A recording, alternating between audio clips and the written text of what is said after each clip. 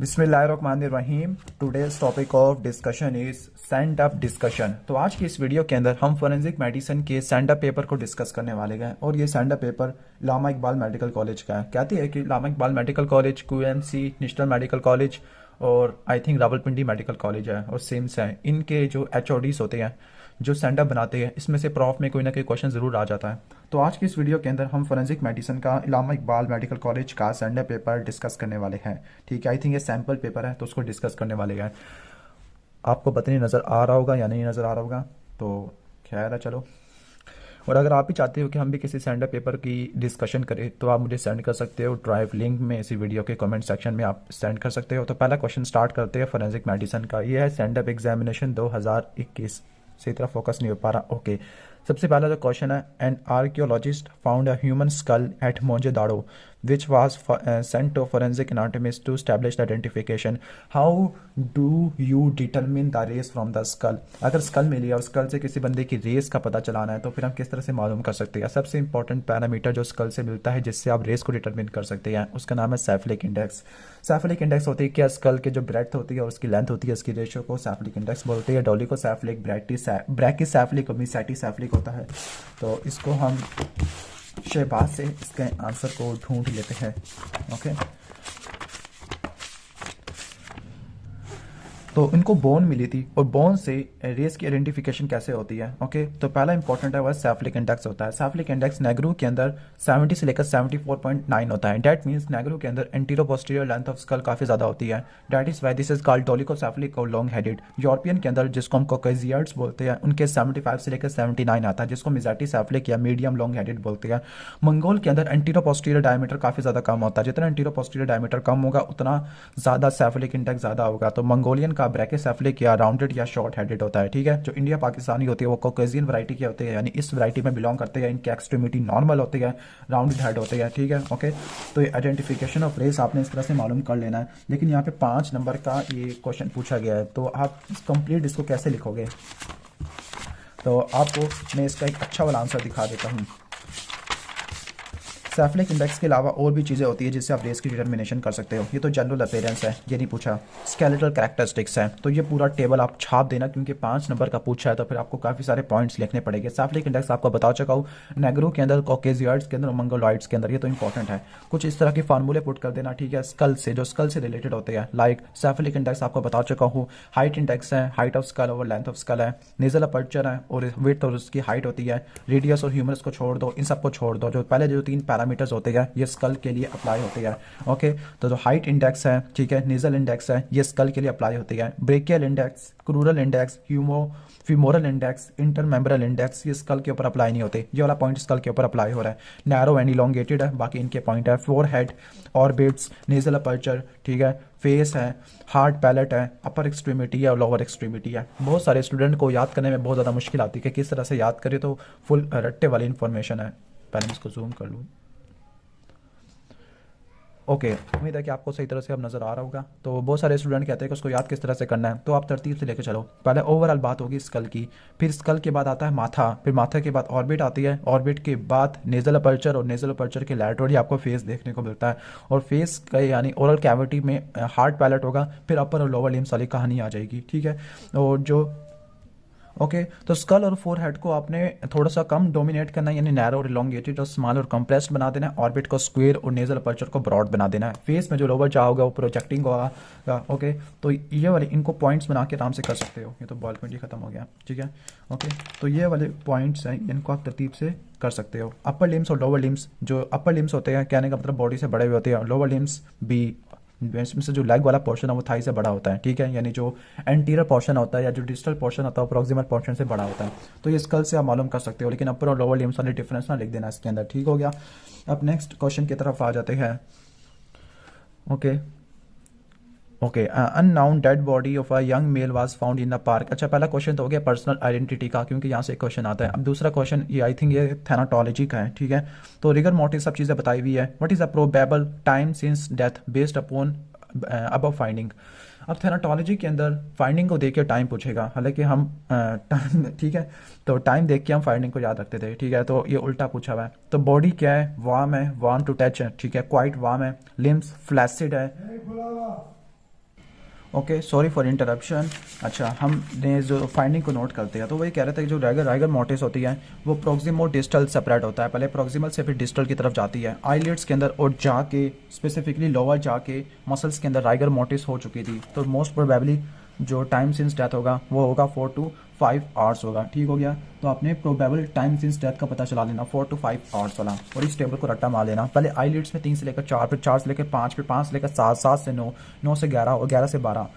ठीक है, और आपने प्रोक्सिमल टू डिस्टल जाना है, लाइक फेस और फिर आपने जाना है डिस्टल की तरफ जाना है, नेक फिर ट्रंक है, फिर अपर लिम्स और लोअर लिम्स की तरफ जाना है, फिर इसके बाद फिंगर्स और टॉस की तरफ जाना है। ओके, ठीक है, तो ये हो जाएगा। राइगर मोटिस के बारे में एक और सवाल भी पूछा है कि व्हाट इज द मैकेनिज्म या बायोकेमिकल, क्या लिखा हुआ है, biochemical basis for this rigor mortise. ठीक है, अब राइगर मोटिस एक वो स्टेट होती है जिसमें बॉडी के मसल्स की स्टिफनिंग होना शुरू हो जाती है, शॉर्टनिंग हो जाती है, कॉन्ट्रैक्शन होना शुरू हो जाती है। अब इसका मेन मैकेनिज्म क्या होता है, मौत के बाद एटीपी की कोई सिंथेसिस नहीं होती। जब एटीपी की सिंथेसिस नहीं होती तो एटीपी की डिप्लेशन हो जाती है, तो जो मसल फाइबर होते हैं एक्टिन और मायोसिन वह एक दूसरे से सेपरेट नहीं हो पाते। जब वह एक दूसरे से सेपरेट नहीं हो पाएंगे तो वो परमानेंट स्टेट ऑफ कॉन्ट्रैक्शन के अंदर चले जाएगा, जिसको बोलते हैं rigor mortise. In short ATP चाहिए होती है एक्टिन और मायोसिन जो क्रॉस ब्रिजेस होते हैं उनको सेपरेट कराने के लिए, लेकिन जब एटीपी नहीं होगी तब राइगर मोटिस आ जाएगा। राइगर मोटिस से एसोसिएटेड एक और डिफरेंस भी आपने जरूर करना है जो एग्जाम में आ सकता है, राइगर मोटिस और कैडावेरिक स्पैज्म का है।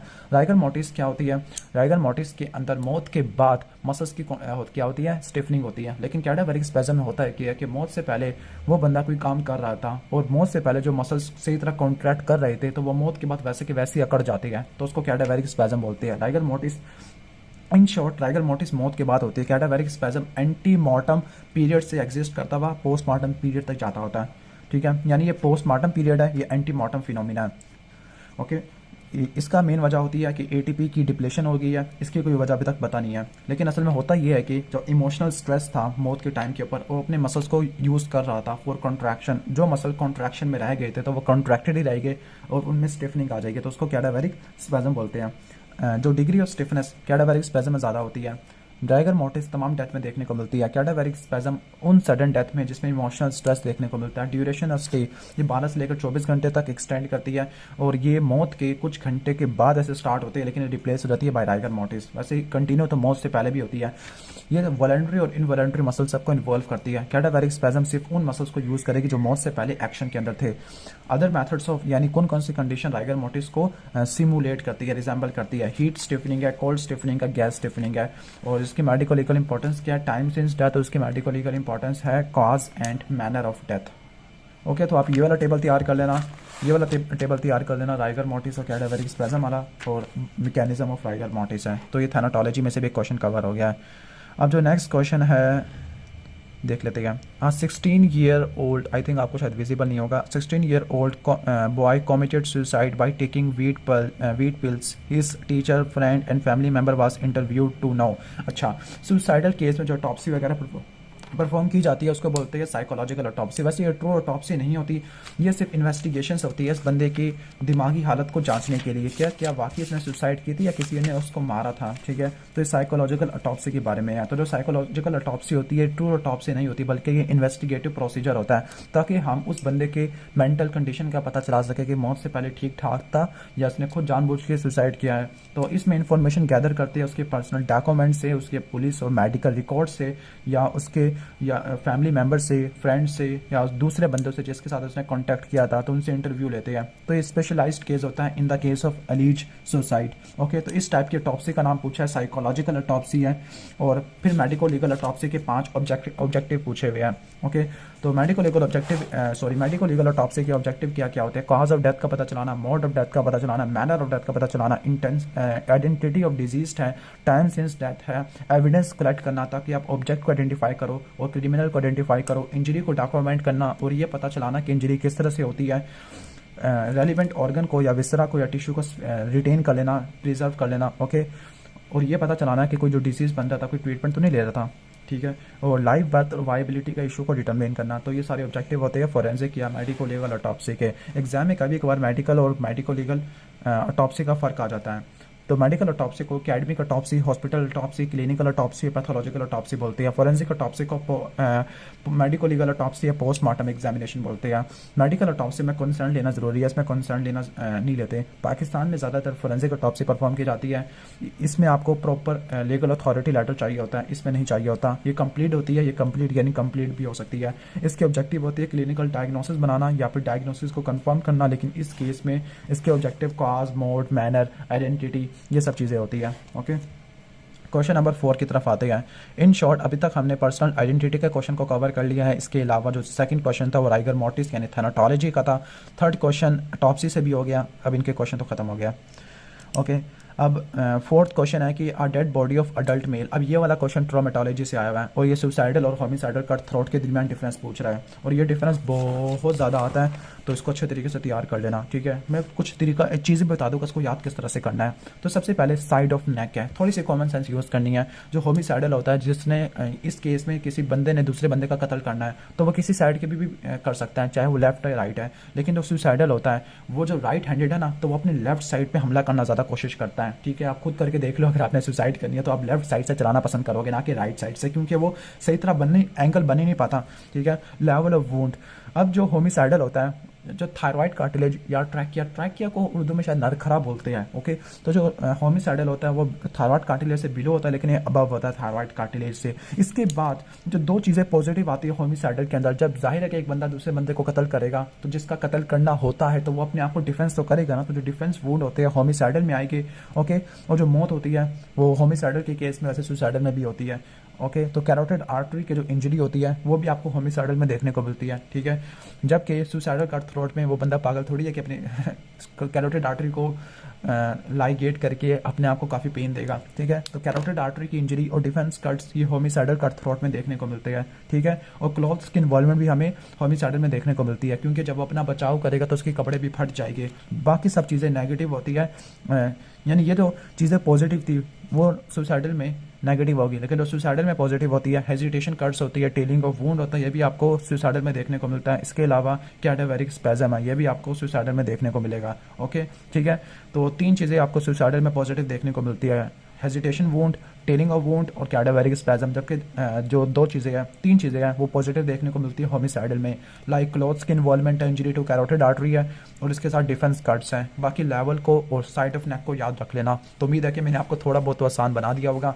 अगर बनाया है तो फिर वीडियो को एक अदद चुनना सा लाइक कर देना। तो ये ट्रोमेटोलॉजी का भी MCQ को कवर कर लिया है। Question number 5, a patient presented in emergency with a history of fire arm.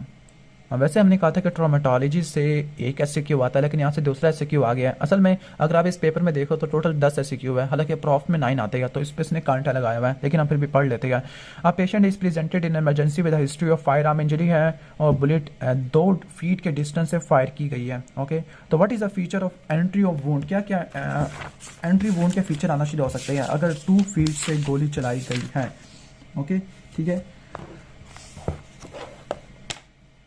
सबसे पहले हमने क्या करना है, हमने 2 फीट को कन्वर्ट कराना है किसके अंदर, सेंटीमीटर के अंदर कन्वर्ट कराना है। तो 2 फीट को अगर मैं कन्वर्ट करता हूँ तो 60.96 बन जाता है। 60.96 60 से बड़ा होता है। इन शॉर्ट, डिस्टेंट, शॉर्ट के ये फीचर्स पूछ रहे हैं। तो इस केस में जो जख्म होता है वो बुलेट के साइज से बड़ा होता है, सर्कुलर इन शेप होता है wound, blow back effect inverted होता है। ओके, हीट इफेक्ट भी नहीं आता, सोइलिंग भी नहीं आती और कॉलर पॉजिटिव होता है। ठीक है, अब सोइलिंग के अंदर 2 चीज़ें आती है, एक होती है टैटनिंग और दूसरा क्या होती है, ब्लैकनिंग होती है। ओके, ब्लैकनिंग की वजह होती है स्मोक पार्टिकल, लेड या मेटल के, जबकि टैटूइंग के अंदर गन पाउडर की एक्यूमुलेशन होना शुरू हो जाती है। जबकि कॉलर 3 टाइप के होते हैं, एब्रियन कॉलर, ग्रीस या डर्ट कॉलर होता है, और जो तीसरा कॉलर है उसको बोलते हैं कंट्यूयन कॉलर, ये भी आपको देखने को मिलता है। लेकिन जो हीट का इफेक्ट होता है इसमें नहीं होता, स्वेलिंग भी इसमें नहीं होती, ब्लो बैक इफेक्ट भी इसमें नहीं होता, इन्वर्टेड होता है। जबकि ब्लो बैक इफेक्ट आपको पॉजिटिव इसमें देखने को मिलता होता है। अब ब्लो बैक इफेक्ट क्या होता है इसको छोड़ो, फिर नेक्स्ट क्वेश्चन की तरफ आ जाते हैं। Define consent, describe its type, what are essential components make consent informed consent. ठीक है, तो कंसेंट को डिफाइन करना है, इसकी टाइप्स बतानी है और फिर इसके एसेंशियल कंपोनेंट्स बताने हैं। तो ये सबसे पहले चैप्टर के अंदर है, लीगल वाले चैप्टर के अंदर। ओके, तो ये कंसेंट वाला टॉपिक हो जाएगा। कंसेंट एक वॉलंटरी एग्रीमेंट होती है, फिर परमिशन होती है किसी स्पेसिफिक एक्ट के लिए, पर्पस के लिए, या ट्रीटमेंट के लिए, या हिस्ट्री के लिए। हम हिस्ट्री से एग्जामिनेशन से पहले पेशेंट्स को कहते हैं कि क्या हम आपके साथ ये कर सकते हैं, तो एक वॉलंटरी एग्रीमेंट होता है, परमिशन होती है किसी भी चीज़ के लिए, किसी हिस्ट्री के लिए, ट्रीटमेंट के लिए, प्रोसीजर के लिए, तो उसको बोलते हैं कंसेंट होती है। ओके, कंसेंट के कुछ इंपॉर्टेंट पॉइंट क्या है। कंसेंट कंप्लीट होनी चाहिए और फ्रीली एक्सप्रेस्ड होनी चाहिए, तमाम ट्रीटमेंट प्रोसीजर के लिए की जाती है, और ये उस केस में की जाएगी जब डिजीज़ कॉन्टेजियस होता है, थोड़ा सा डिजीज़ हार्मफुल होता है, तब इस केस में पेशेंट को कंसेंट देना ज़रूरी होता है। कंसेंट की टाइप्स पूछी है, डेफिनेशन कर ली है। कंसेंट की 3 टाइप है, इम्प्लाइड है, एक्सप्रेस्ड है और अदर टाइप है। एक्सप्रेस्ड को 2 में डिवाइड करते हैं, ओरल या वर्बल और दूसरा रिटर्न। अदर्स के अंदर सब्स्टिट्यूटेड है, ब्लैंकेट और ओपन है, और प्रीज्यूम्ड कंसेंट होती है। इम्प्लाइड कंसेंट के अंदर होता क्या है। इम्प्लाइड कंसेंट को हम सिंपल कॉमन सेंस वाली कंसेंट भी कह सकती है। जाहिर है कि जब पेशेंट डॉक्टर के क्लिनिक में आएगा या इमरजेंसी में आएगा तो सिंपल सी बात है कि उसने अपना इलाज करवाना है, तो कंसेंट लेने की इस केस में ज़रूरत नहीं पड़ती होती। लेकिन कुछ स्पेशल एग्जामिनेशन के लिए या दूसरे एग्जामिनेशन के लिए, लाइक रेक्टल है, वजाइनल है, या ब्लड को विड्रॉ कराना है, तब इस केस में आपको उसकी परमिशन थोड़ी बहुत चाहिए होती है। ठीक है, एक्सप्रेस कंसेंट चाहिए होती है। अब एक्सप्रेस कंसेंट क्या होता है। ओके, अभी एक्सप्रेस कंसेंट ये वो कंसेंट होती है जो पेशेंट स्पेसिफिकली देता होता है एक अच्छी एक्सप्लिसिट लैंग्वेज के अंदर। अभी ओरल भी हो सकती है, रिटन भी हो सकती है। ओरल के अंदर कहेगा कि हाँ आप प्लीज़ मेरा इलाज कर लो, मैं आपको इस इलाज करने की इजाज़त देता हूँ। और रिटर्न के अंदर हम लिखवा लेते हैं, हॉस्पिटल वाले पहले से लिखवा लेते हैं कि अगर इस पेशेंट को कुछ हुआ तो हम जिम्मेदार नहीं होगी। अदर्स के अंदर सब्स्टिट्यूटेड कंसेंट है। ओके, अगर पेशेंट जिसका ट्रीटमेंट होना है उसके पास इतनी कैपेसिटी नहीं है कि वो कंसेंट दे सके, तो जो प्रॉक्सी कंसेंट ली जाती है, ठीक है, उसके रिश्तेदारों से। दूसरा ब्लैंकेट या ओपन कंसेंट है। ओके, ये वो कंसेंट है जब भी कोई पेशेंट किसी हॉस्पिटल में आ जाता है तो उसके एडमिशन के टाइम पे जो कंसेंट ले ली जाती है, और ये कहा जाता है कि जो भी डॉक्टर करेंगे वो उसके साथ ठीक ही करेंगे। ठीक है, इसके बाद है प्रीज्यूम कंसेंट है। प्रीज्यूम कंसेंट कि अगर पेशेंट के कोई दवाइयाँ लेने या कोई ट्रीटमेंट करवाने के लिए ही आया है, तो ये भी सिंपल सी बात है कि उसने वो राज़ी है इस बात के लिए। ठीक है, यानी अगर किसी ने ट्रीटमेंट करवाने के लिए आया तो उसे पूछने की ज़रूरत नहीं है कि क्या मैं शुरू कर सकता हूँ, अदरवाइज पेशेंट कहेगा कि डॉक्टर पागल है। ओके, अब इन्फॉर्म कंसेंट की क्या पार्टिकुलर चीज़ें होती है। ठीक है, पहला एज ऑफ कंसेंट है। एज ऑफ कंसेंट में क्या क्या चीज़ें आती है। जो 18 ईयर्स होती है एज ऑफ कंसेंट होती है, वैसे 16 लिखा हुआ था दूसरी बुक्स के अंदर। ओके, फिर स्टैंडर्ड कंसेंट प्रोसीजर है। अभी इसके बारे में BS में एक निमोनिक लिखा हुआ था, ब्रेन्स, ये बेनिफिट क्या है, रिस्क क्या है, ठीक है, इन्फॉर्मेशन क्या है, इंट्यूएशन क्या है। तो ब्रेन्स वाला निमोनिक आप उसको वहाँ से कर लेना। ठीक है, BS वाले में से, तो वहाँ ज़्यादा अच्छा लिखा हुआ है। ओके, ठीक है, इसके बाद आई थिंक ये चीज़ ख़त्म हो जाती है। आगे, write a note on vitriolage, punctuate basophilia. Okay, तो नेक्स्ट टॉपिक है विट्रियोल एज। विट्रियोल एज के अंदर हम ऑयल ऑफ विट्रियोल को यूज़ करते हैं। हम नहीं यूज़ करते कि कोई भी बंदा अगर किसी लड़की के ऊपर या किसी दूसरे बंदे के ऊपर तेज़ाब फेंकता है, और इसका मेन पर्पज़ ये है कि उसके चेहरे को जला दे, डिसफिगरमेंट प्रोड्यूस कर दे, या उसको अंधा कर दे उसकी आइज़ के ऊपर फेंकने के बाद, तो उसको विट्रियोल एज बोलते हैं। तो किसी भी क्रॉसिव सब्सटेंस को, ज़रूरी नहीं कि वो सल्फ्यूरिक एसिड है, हाँ ज़्यादातर सल्फ्यूरिक एसिड ही फेंका जाता है, लेकिन किसी भी सब्सटेंस को, किसी भी क्रॉसिव को फेंका जाए on a person with malicious intention, तो उसको बोलते हैं विट्रियोल एज। सल्फ्यूरिक एसिड सबसे ज़्यादा यूज़ होता है, इसके बाद नाइट्रिक एसिड है, कार्बोलिक एसिड है, कॉस्टिक सोडा, कॉस्टिक पोटैश आ जाते हैं। नेक्स्ट है अच्छा, इसकी चीज़ें भी पूछी गई है। विट्रियोल एज 2.5 नंबर क्या है, तो आप डेफिनेशन तो नहीं लिखोगे, इसके अलावा और चीज़ें भी तो लिखोगे। तो कैरेक्टरिस्टिक्स ऑफ बर्न है, लाइक इसमें स्किन की और क्लॉथिंग की डिस्कलरेशन हो सकती है। सल्फ्यूरिक एसिड यूज़ किया तो फिर ब्राउन और ब्लैक हो सकती है। नाइट्रिक एसिड के केस में येलो हो सकती है। जो HClS के केस में कोई डिस्कलरेशन नहीं होती है। ट्रिकल मार्क्स होती है, पेनलेस बर्न होता है, वेजिकेशन और रेड लाइन ऑफ डिमार्केशन नहीं होती। केमिकल सब्सटेंस स्टेन में फील होता है, रिपेयर स्लो होता है, स्कार टिश्यू कॉन्ट्रैक्शन बना लेता है। इसका ट्रीटमेंट ये है कि जो रिस्पेक्टिव पार्ट है उसको पानी से और सोप से वॉश करो, मैग्नीशियम ऑक्साइड का या कार्बोनेट का पेस्ट लगाओ क्योंकि ये अल्कलाइन सब्सटेंस होती है। एंटीबायोटिक ऑइंटमेंट लगाओ, अगर आइस के ऊपर फेंका गया तो फिर सलाइन से अच्छे तरीके से उसको वॉश आउट करो टिल pH 7 के करीब आ जाए। और ये भी आता है कि कौन जो विट्रियोल एज आता है किस सेक्शन में आता है, तो विट्रियोल एज सेक्शन 335 के अंदर आता है, इतलाफ सलाहियत हुस्न, जबकि 333 के अंदर आई थिंक आता है इतलाफ उज़्व, जबकि 332 के अंदर हार्ट आता है। ओके, और इसकी सज़ा क्या होती है, 5 से लेकर 10 साल तक होती है, और इस पर फाइन भी पड़ सकता है। नेक्स्ट क्वेश्चन है अच्छा, पंक्चुएट बेसोफिलिया। पंक्चुएट बेसोफिलिया किस पॉइजनिंग में आता है, तो 1 मिनट के लिए सोचो जब तक मैं बता देता हूँ। पंक्चुएट बेसोफिलिया आता है लेड की पॉइजनिंग के अंदर। ओके, और एक्यूट में या क्रॉनिक में, तो क्रॉनिक लेड की पॉइजनिंग में आपको देखने को मिलता है। ओके, तो ये है क्रॉनिक पॉइजनिंग और इसका निमोनिक है ABCDEFGH। ए से एनीमिया, एनोरेक्सिया, आर्थरालजिया, अबॉर्शन या ऑप्टिक नर्व की एट्रोफी हो सकती है। बी से बेजोफिलिक स्ट्रिपलिंग या बर्टोनियन लाइन हो सकती है।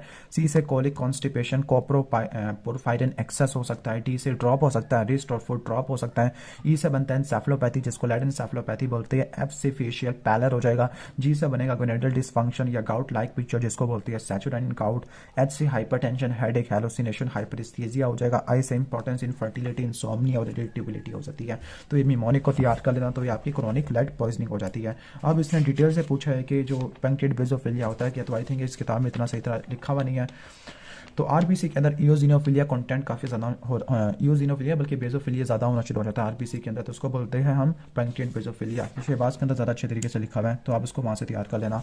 ओके, तो ये वाला पेंक्रिएट बेजोफिलिया विट्रियोलेज, ये पहला क्वेश्चन आ गया स्पेशल टॉक्सिकोलॉजी से। अब स्पेशल टॉक्सिकोलॉजी से 2 आने हैं, जनरल टॉक्सिकोलॉजी से 1 आना है। इसके बाद नेक्स्ट है a patient was brought to emergency with a history of intake of poison. तो एक इनटेक ऑफ पॉइजन लिया गया था। तो what are the legal duties in case of poisoning. तो पॉइजनिंग के केस में ड्यूटीज़ 3 टाइप की होती है, मेडिकल, लीगल और क्लिनिकल। तो इसने सिर्फ लीगल ड्यूटीज़ का पूछा है। ओके, तो हम अपने टॉपिक की तरफ आ जाते हैं।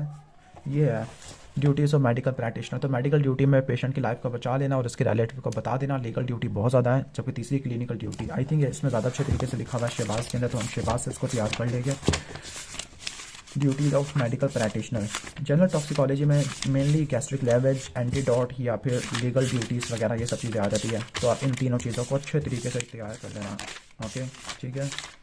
तो ड्यूटीज़ ऑफ पेशेंट की तरफ चलते हैं। तो फिर मेडिकल ड्यूटीज़ हैं और लीगल ड्यूटी। तो लीगल ड्यूटी के अंदर आपने क्या करना है, उसका जो बायोडाटा होता है उसको कलेक्ट कर लेना। होमिसाइडल पॉइजनिंग के केस में पुलिस को इन्फॉर्म कर देना है। अगर वो बंदा मर रहा है तो फिर डाइंग डिक्लेरेशन, अगर मर रहा नहीं है तो फिर डाइंग डेपोजिशन का अरेंजमेंट करनी है। कुछ स्पेसिमन को प्रिजर्व करना है, like stomach wash, vomitus, urine, blood. Evidence को कलेक्ट करना है, लाइक यूटेंसिल्स है, किस कपड़ों में दिया गया था, किस बर्तन में दिया गया था। अगर डेथ हो जाती है तो फिर डेथ का सर्टिफिकेट उस वक्त तक इशू नहीं कराना जब तक उसकी कॉज ऑफ डेथ पता नहीं चलती। अगर डेथ हो जाती है तो फिर पोस्टमार्टम एग्जामिनेशन के लिए उसको भेजना है, ऑटोप्सी के लिए, और उसके बिस्तरा को कलेक्ट करना है। अगर फूड पॉइजनिंग है तब केमिकल एग्जामिनर को फूड का सैंपल भेजना है और कॉज ऑफ डेथ का पता चलाना है। तो ये लीगल ड्यूटीज़ हो जाती है। आई थिंक ये जनरल टॉक्सिकोलॉजी का भी क्वेश्चन कवर हो गया। ओके, अब हम चलते हैं आगे। मैं पहले यहाँ से निकाल लूँ सेंड अप से।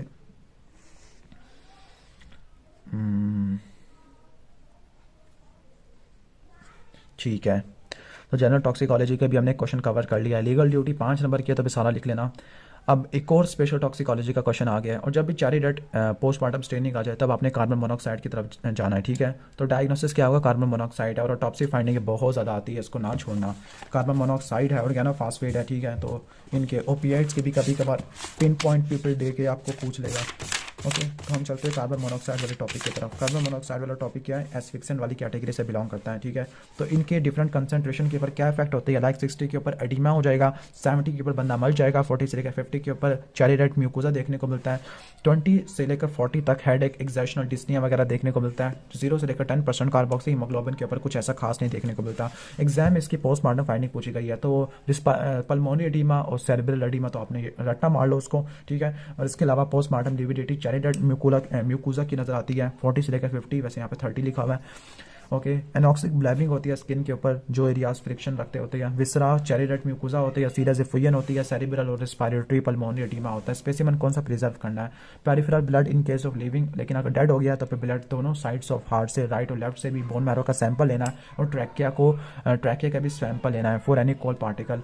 अब कार्बन मोनोऑक्साइड और हाइड्रोजन साइनाइड या साइनाइड की कुछ पॉइजनिंग का डिफरेंस आता है। Like skin colour carbon monoxide के केस में चेरी रेड होता है, साइनाइड के केस में ब्राइट रेड होता है। साइनाइड का कड़वे बादाम रट्टा मार लेना। ब्लड इसमें क्लॉटेड होता है, स्पेक्ट्रोस्कोपी में इसमें ऑक्सी हीमोग्लोबिन होगा, इसमें कार्बोक्सी हीमोग्लोबिन होगा। ओके, ठीक है, अब हम नेक्स्ट लास्ट क्वेश्चन की तरफ जाते हैं, क्योंकि अब एक ही टॉपिक रह गया फोरेंसिक के अंदर जिसमें से कोई सवाल नहीं आया। सेंड अप है और गैस करो वो टॉपिक कौन सा होगा। 5 सेकंड है, 5 4 3 2 1 0। फोरेंसिक सेक्सोलॉजी है। तो फोरेंसिक सेक्सोलॉजी में से क्या सवाल आया, तो क्रिमिनल अबॉर्शन के केस में कॉज ऑफ डेथ क्या होता है। कॉज ऑफ डेथ कुछ रैपिड भी होते हैं, कुछ डिलेड भी होते हैं। रैपिड के अंदर हैमरेज, परफोरेशन, शॉक वगैरह आ जाएगा। डिलेड के अंदर कोई ना कोई सेप्सिस या इन्फेक्शन वगैरह आ जाएगा। ओके, तो हम जाते हैं फोरेंसिक सेक्सोलॉजी की तरफ। तो ये है इमीडिएट और rapid death cause of death है। तो इसमें हैमरेज है, परफोरेशन है, वेजोवेगल शॉक है और फैट ईयर एम्बोलिज्म है। तो ये इमीडिएट और रैपिड कॉज ऑफ डेथ होती है, फैट और ईयर एम्बोलिज्म, वेजोवेगल शॉक है। जबकि डिलेड डेथ के अंदर पैरोटिनाइटिस हो सकता है, टेटनस हो सकती है, सेप्टिसीमिया हो सकता है। इनको रट्टा मार लेना। इसको याद करने का तरीका क्या है, पहले आप ग्राम पॉजिटिव कोकाई पढ़ती हो ना, तो वहाँ पे स्टेफिलोकोकस और स्ट्रेप्टोकोकस आपने लेना है। फिर इसके बाद ग्राम नेगेटिव कोकाई कोई भी नहीं होता, ग्राम पॉजिटिव रॉड की तरफ वहाँ पे क्लोस्ट्रिडियम वेल्ची है। और इसके बाद फिर आपने जाना है ग्राम नेगेटिव रॉड, तो उसमें ई कुलाई है। हर कैटेगरी से एक एक पिकअप करना है, लेकिन पहले चैप्टर से 3 पिकअप कर लेने हैं, स्टेफिलोकोकस, स्ट्रेप्टोकोकस पायोजीन और एनारोबिक स्ट्रेप्टोकोकाई है। और लास्ट है रिमोट कॉजेज। रिमोट कॉजेज दूर दराज वाले कॉजेज है, इसमें बैक्टीरियल एंडोकार्डिटिस है, निमोनिया है, पल्मोनी एम्बोलिज्म है, एम्फाइसीमा है, मेनिंजाइटिस है, जॉन्डिस और रीनल सप्रेशन होती है। तो ये कॉज ऑफ डेथ होती है इन case of criminal abortion. Criminal abortion के कुछ आपको पता भी है कि किस टाइप क्या होता है। For example stages of criminal abortion है, स्टेज ओवम के ऊपर मैकेनिकल वायलेंस होती है, स्टेज 2 पर ड्रग्स होती है और स्टेज 3 जिसको फीटस बोलते हैं, इसमें इंस्ट्रूमेंटेशन से अबॉर्शन परफॉर्म की जाती है। अगर आपको वीडियो अच्छी लगी है तो वीडियो को लाइक कर देना, चैनल पर नहीं हो तो सब्सक्राइब कर देना। और अगर आप भी किसी स्टैंड अप वगैरह, अभी 3rd ईयर की बात कर रहा हूँ, तो अगर आप किसी स्टैंड अप की डिस्कशन इस तरह से चाहते हो तो फिर आप मुझे इस वीडियो के नीचे कमेंट सेक्शन के अंदर ड्राइव लिंक भेज सकते हो। अगर आज भेजोगे फोरेंसिक मेडिसिन के स्पेशली, तो मैं आज वीडियो बना दूंगा। Thanks for watching this video. अल्लाह हाफिज़।